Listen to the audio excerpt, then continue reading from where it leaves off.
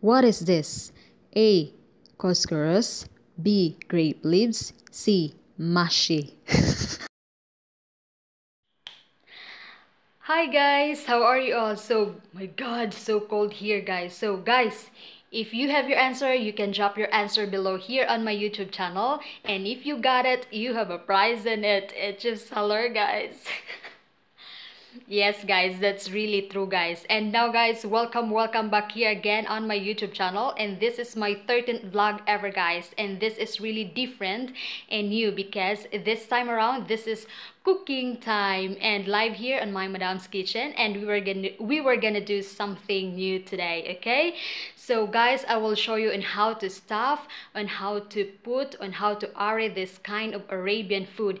Yes, I know very well that this is present in all Middle East countries, specifically here in KSA or Kingdom of Saudi Arabia. So this is really known guys for wedding parties, anniversaries, or whatsoever occasions guys. So present yun siya. So guys, so I will show you on my videos guys on how to do it, on how to do this kind of food. So OFWs knows about it. Kung OFW ka, alam mo to. But anyways guys, before anything else guys, if you're new to my channel, do this one guys. You better watch it out guys. And guys, don't forget to like, subscribe, and hit the bell ring button for you to get notified.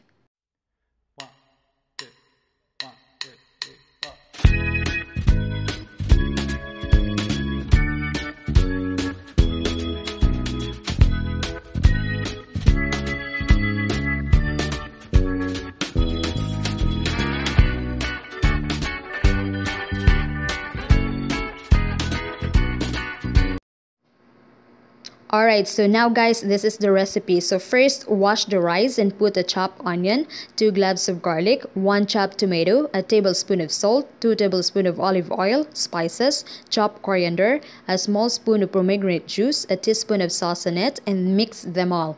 Then wash the grape leaves and then start to stuff it.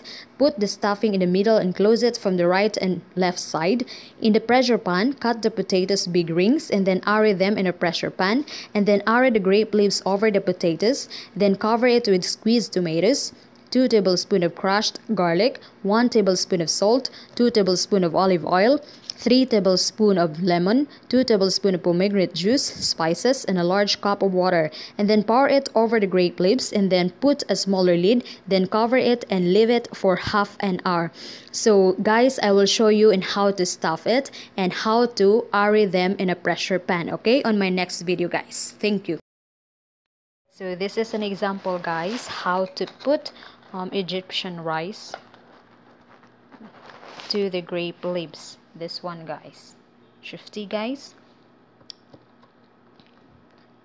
If you can see guys that the leaves are not good or mafified or is, double it guys. 2 leaves hatete. Tayyib. Alright, tayyib. So like this one guys. Sorry guys, wala na ko yung gloves. Note na ko gloves. Animals. Yan siya guys. And then alright, so baluto na mo siya guys. This one, it's hard. Oh my goodness. Alright, so I will show you guys later. Okay, so guys, this is it. So guys, careful. Animals. My goodness guys, so you must or you have to be sure to fold the left side and the right side, both guys, of the grape leaves to avoid mushkila. Mushkila hada.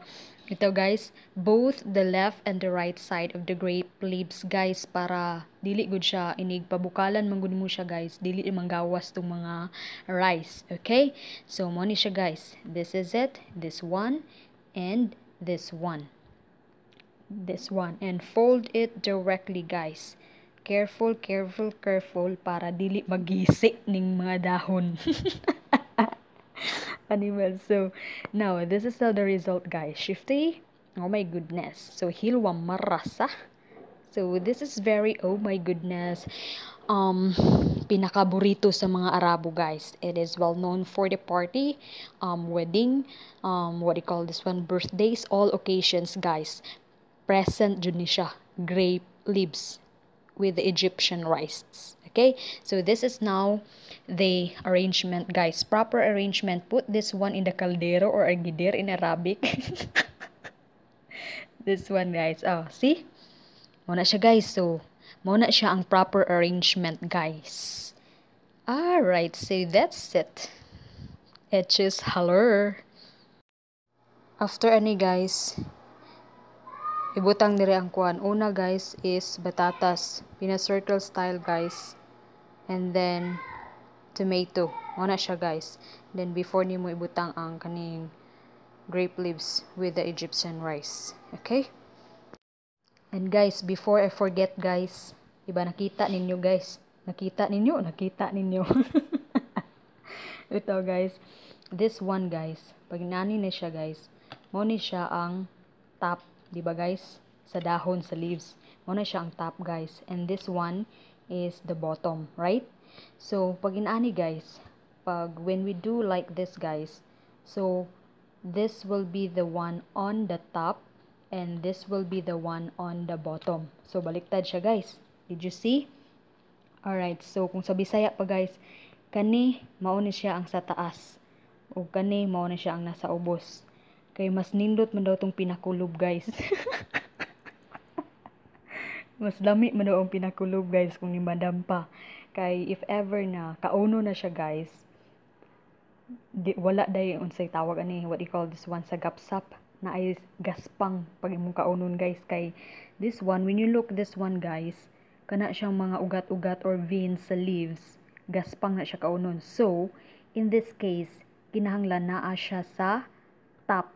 Kay, nigpa-fold na to ani, guys, nigfold na to, ang kaning pinaka-plain sa leaves, naa sa top side na po siya. So, nalibog mo. So, mawala siya, guys. Naanak lang siya, guys. So, kay lami man daw tong pinakulob. Animals, my goodness. Ano siya aura, guys, oh. Basta, may bala na inyo kung magbuhat na mo, guys. If you're the one who, what do you call this one, to do this one, okay? So, muna siya, guys. Did you see this one? Muna siyang result, guys. Oh, diba? Ang top, plain na siya, guys. That's it, guys. Right, so, guys, muna siya, guys.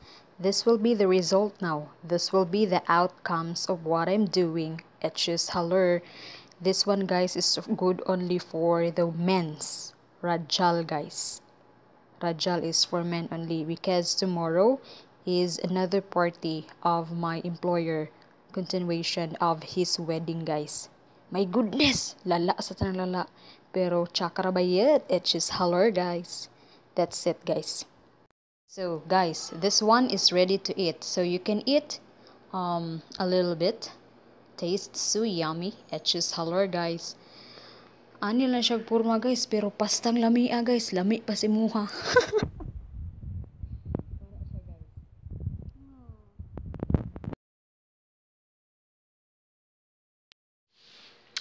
Alright, so guys, that's it for today. And yes, guys, thank you so much for watching, guys. Hope you're gonna like it. Alright, so God bless us all, guys. Babush, everyone. Bye, guys. Don't know why I wanna make it even harder, but I'm not the kind of man to take the easy road.